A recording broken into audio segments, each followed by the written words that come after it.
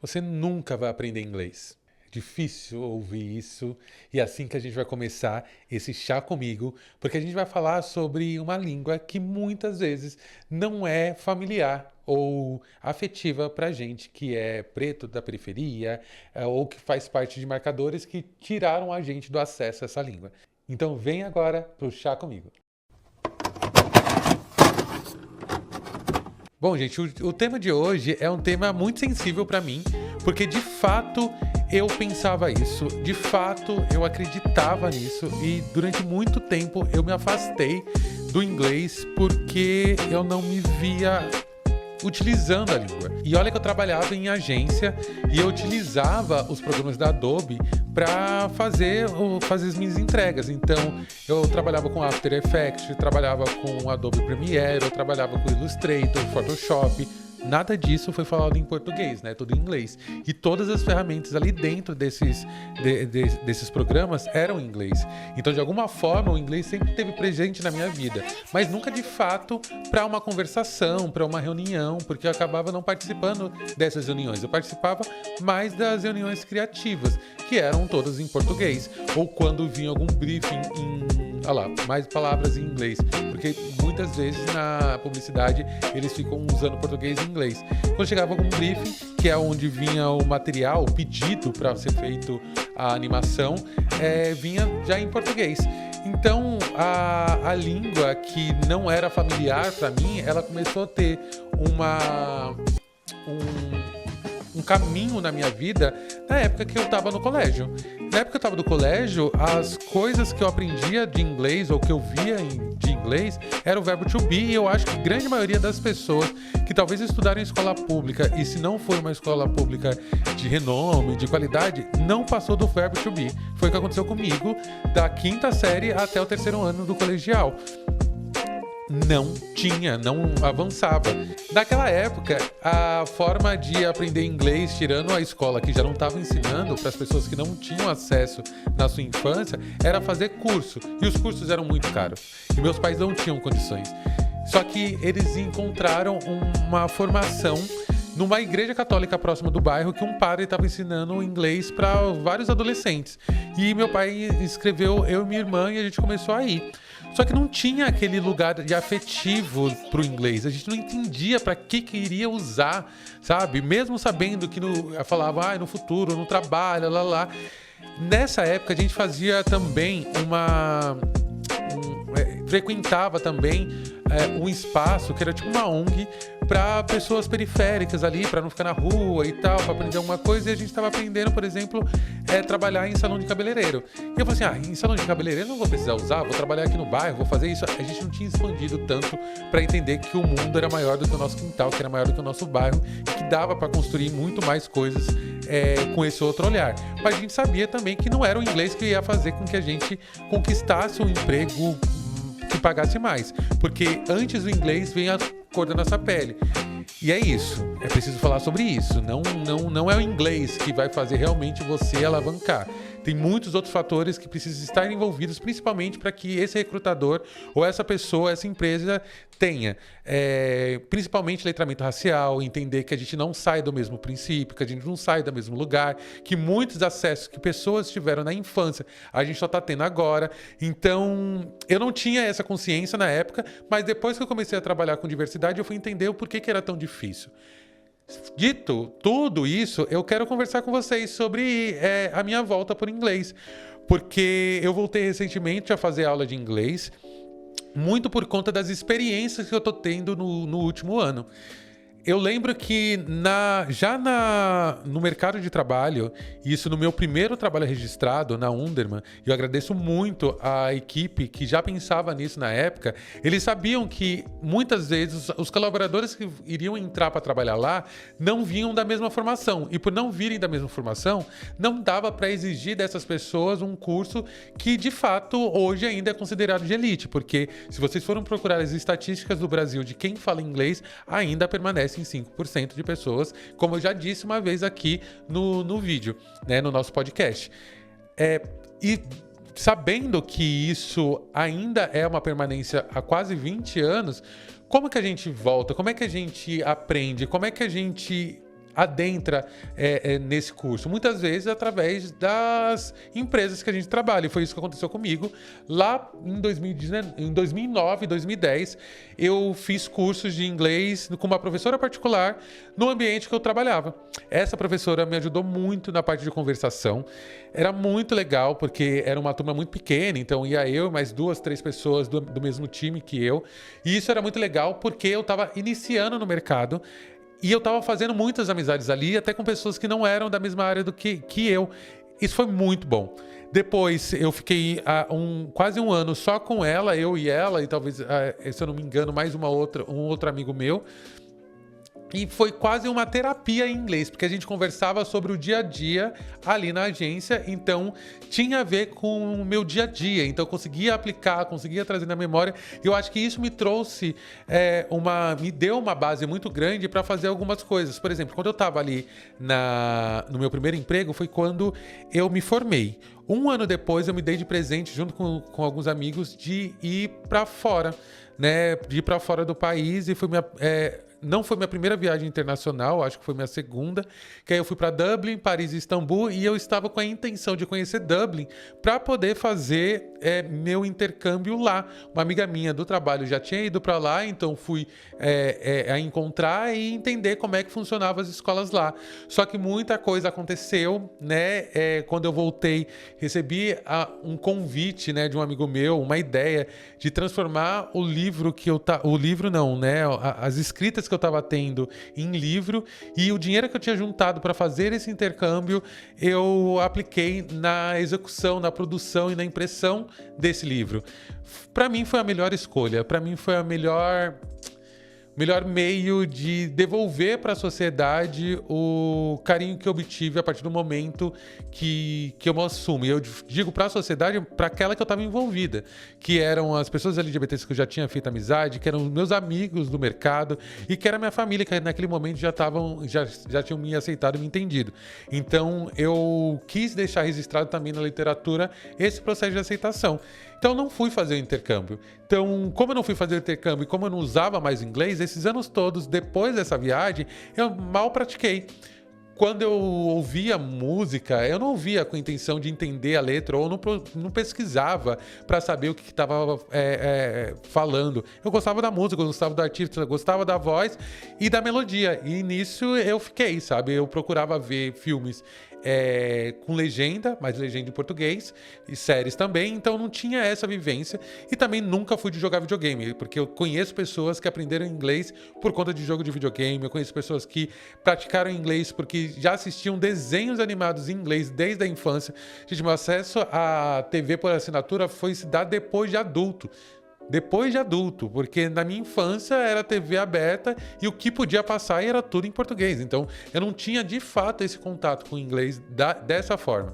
E aí anos se passaram, oportunidades mil, assim, de recomeçar no mercado, de recomeçar em novas empresas, e nunca dava tempo para fazer inglês. Eu investi em priorizar o meu conhecimento em animação, fiz Méliès, fiz um curso de formação para animação, fiz vários outros cursos de especialização na área que eu domino, que é design. E também fui aprendendo cada vez mais a me comunicar, a trabalhar nas frentes das câmeras, a trabalhar atrás das câmeras, a criar projeto, mas o inglês realmente não era o meu objetivo. E aí a gente vem para agora, né? Para o momento que eu tô agora. E aí eu separei aqui para vocês uma lista muito rápida aqui de 8 itens, né, que faz com que o inglês não seja um processo fácil pra gente que sai da periferia, ou que é preto e tal. Então, primeiro é a desigualdade econômica. A desigualdade econômica é uma das principais barreiras para o aprendizado do inglês entre pessoas pretas no Brasil. E, historicamente, a população preta tem menos acesso a oportunidades de empregos e educação de qualidade, o que impacta diretamente na capacidade de pagar por um curso de inglês, que muitas vezes são caros. Bom, falando sobre minha trajetória, vocês podem ver que que está dizendo aqui é chover no molhado, né? Eu acho que as pessoas que não veem isso e que acham que a meritocracia de fato existe é porque realmente não entende a realidade do país na qual a gente vive. E aí eu só jogo aí, um país que viveu quase mais de 400 anos de escravização, falar que as oportunidades são iguais para todo mundo é uma grande mentira. Meus bisavós não receberam nenhum terreno quando deixaram de ser escravizados, enquanto pessoas imigrantes de outros países para povoar o Brasil receberam terras, receberam bolsas. A primeira bolsa no Brasil foi dada para pessoas brancas, e aí a gente tem esse questionamento quando as pessoas brancas hoje falam que são contra bolsas para equiparação da sociedade. Parece que não querem que realmente o país cresça como um todo. Bom, acesso à educação de qualidade. A qualidade da educação pública no Brasil varia amplamente. E as escolas em áreas predominantemente pretas muitas vezes crescem sem recursos adequados, sem acesso a bons professores de inglês, materiais didáticos apropriados e programas de imersão linguística. Estudantes pretos têm menos chances de adquirir proficiência no idioma. Se não faz parte do nosso dia a dia, se no nosso dia a dia a gente tem que trabalhar desde cedo para ajudar dentro de casa, se muitas vezes a nossa mente está preocupada com outras questões que não o nosso futuro, que é o nosso presente para agora, o que a gente pode fazer para manter a nossa vida agora, como é que a gente vai pensar num curso de inglês e tal? Tirando uma ou outra pessoa que se destoa desse padrão, é muito difícil que a gente já saia, por exemplo, do colégio já com inglês fluente. E aí a gente vai para um tema que tem muito se falado, mas que pouquíssimas pessoas entendem, porque agora é o tema do momento, né? Ficou em alta aí no Big Brother. Racismo estrutural e institucional. Muita gente fala e se esconde atrás desse... eu acho que desse muro que ajuda muitas pessoas que são racistas a falar que o racismo dela é estrutural, quando na verdade é pessoal. Mas nesse caso aqui é estrutural. Que no Brasil também desempenha um papel crucial na dificuldade de aprendizagem do inglês. A discriminação racial pode levar à exclusão e à falta de incentivo para as pessoas pretas se engajarem em atividades educacionais adicionais, como o curso de inglês. Além disso, a subrepresentação de pessoas pretas em posições de destaques onde o inglês é exigido reforça a percepção de que aprender inglês ou aprender um idioma não trará benefícios significativos. Para começar, é muito difícil, mas ainda é muito difícil ver pessoas pretas ascendendo. A gente vê pessoas pretas hoje ocupando muitas empresas, isso muito mais do que há 10 anos atrás. A gente tem que concordar com isso, apesar de todo o layoff que está acontecendo, ainda assim tem pessoas pretas muito mais dentro dos mercados do que antes. Mas pessoas pretas em cargos de liderança, pessoas pretas em cargos de destaque, pessoas pretas sendo C-levels, sendo conselheiros, sendo investidores, ainda não. Ainda não, e a gente está muito longe disso, porque parece que tem uma barreira, parece que não é possível chegar. E quando você não vê essas pessoas lá, principalmente quando a gente fala sobre referencial, principalmente quando a gente fala sobre o lugar seguro para estar, sobre pertencimento, como é que você quer ser o único lá? E quando você olha em volta e vai dividir os seus momentos, suas vidas, e você percebe que não tem nada a ver com a sua vivência, com a sua existência, a vida do seu outro colega, que é um branco que estudou na Mackenzie, que morou fora, que o pai ou a mãe investiu não sei quantos mil ou milhões para que ele tivesse, sei lá, a empresa dele. Quando você, no máximo, dava o seu VR para sua mãe fazer a compra do mês, que era o que você podia ajudar. Sabe? E quando você tem outros iguais ali perto, você consegue dividir essas vivências que são muito parecidas de pessoas periféricas, de pessoas pretas, e ver que você tá crescendo junto com os seus.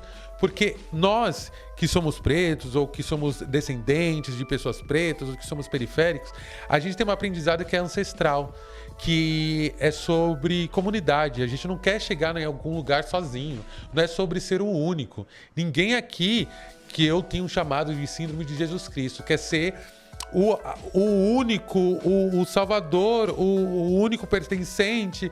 Não é sobre isso. É sobre você levar todas as pessoas que você puder e que você tiver por perto ou que você conhecer, que se pareça com você junto. Porque quando a gente cresce todo mundo junto, a gente consegue mudar a realidade das pessoas que estão à nossa volta. Bom, nós temos aqui como número 4, barreiras culturais. Há também barreiras culturais que dificultam a aprendizagem de inglês. A falta de representação de pessoas pretas em materiais didáticos e a ausência de narrativas que reflitam suas experiências podem desmotivar o interesse pelo estudo do idioma. Vamos falar sobre o cinema, por exemplo.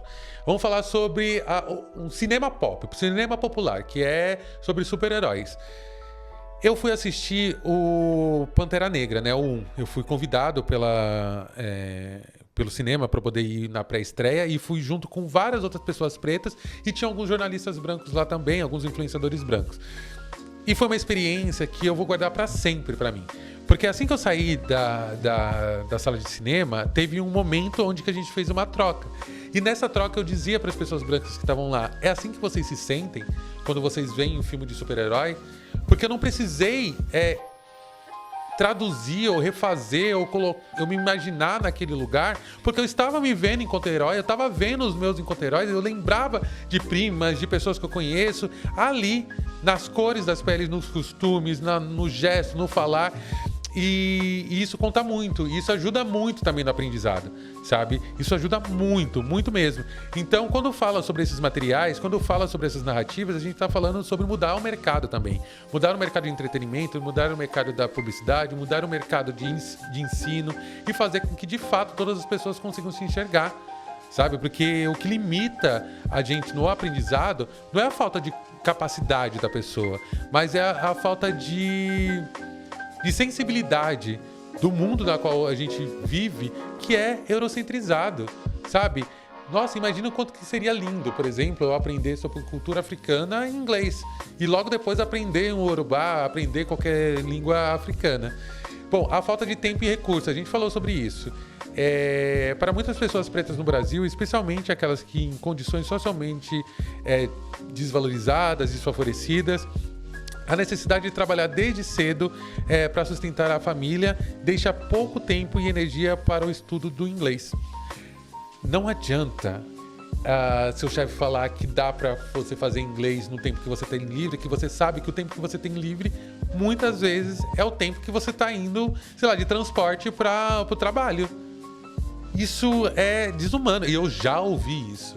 E eu falei assim pra ele, eu não vou estudar inglês no transporte público. Porque no transporte público, quando eu consigo assistir uma série ou quando eu sento pra ir sentado, eu vou dormindo porque eu durmo muito pouco. Porque na época eu trabalhava em 2 empregos, ainda pegava freela e ainda estudava. Eu não sei como eu dava conta, porque hoje em dia, depois dos 30, e a gente já teve esse episódio, não tenho mais essa mesma velocidade, não. Influência de família e da comunidade.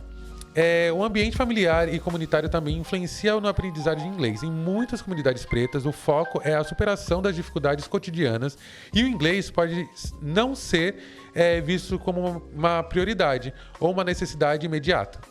Foi exatamente o que aconteceu comigo e talvez seja exatamente o que está acontecendo com você ou o que aconteceu com você. Realmente, não tem como trazer como prioridade algo que não vai nos dar respostas imediatas para aquilo que a gente está precisando. Que é pagar uma conta, que é estruturar alguma coisa dentro de casa, que muitas vezes é se organizar para poder pensar em algo de futuro muito próximo, mas não de um futuro tão distante, e que é entender o quanto que aquilo não vai atrapalhar também no seu desempenho no trabalho, porque você fazer um estudo que vai fazer com que você durma mais tarde e acorde mais cansado para trabalhar no outro dia, se você não tem emprego, como é que você vai fazer inglês? Sabe? Então, a matemática não fecha. Então, para superar essas barreiras, é necessário um esforço conjunto de políticas públicas, investimento em educação inclusiva e a promoção e equidade racial. Programas específicos que ofereçam acesso gratuito ou subsidiado ao ensino de inglês, aliado a uma maior representação de pessoas pretas em todos os níveis educacionais e profissionais. São essenciais para Tudo isso são essenciais para criar um ambiente onde todos tenham oportunidades iguais de aprender e prosperar. A gente está falando de uma mudança de narrativas e colocar pessoas pretas em diversos lugares. Eu tenho a honra de dizer para vocês que agora em setembro eu vou fazer um intercâmbio. Eu estou muito feliz e fiquei muito emocionado quando isso aconteceu. E não aconteceu do nada. Eu estou lutando para isso lá desde 2015, quando eu deixei de utilizar o valor para fazer o intercâmbio para poder imprimir o livro. E é o livro Guardei no Armário que está me levando para o intercâmbio. Eu tô falando isso aqui para vocês porque provavelmente quando esse episódio for ao ar, eu já devo estar indo para fazer um intercâmbio. E eu agradeço muito a Copastur por ter me selecionado para ser o embaixador de diversidade de vocês, o embaixador que fala muito com a comunidade sobre as possibilidades de futuro, seja numa viagem, seja em estudo, seja uma viagem corporativa, seja para cobrir um evento corporativo ou mesmo internamente falar sobre a minha trajetória.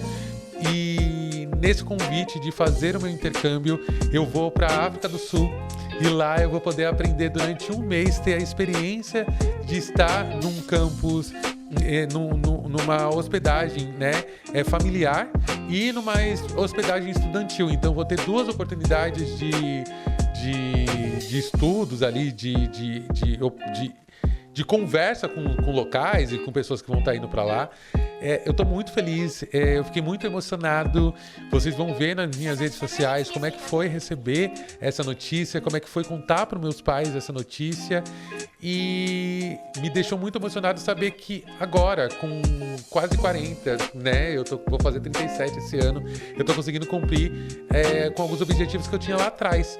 E tudo isso com muito esforço e sabendo que eu não vou estar indo sozinho. Eu vou estar indo junto com todos vocês, vou produzir muito conteúdo para vocês lá, vou dizer para vocês como é que está sendo a experiência na África do Sul, quero muito que vocês me contem também o que vocês gostariam de ver por lá.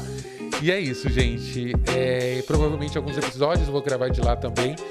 E eu estou muito feliz, espero que essa oportunidade abra muitas portas de possibilidades. Quero começar a pensar até em produzir a palestra para fora, sabe?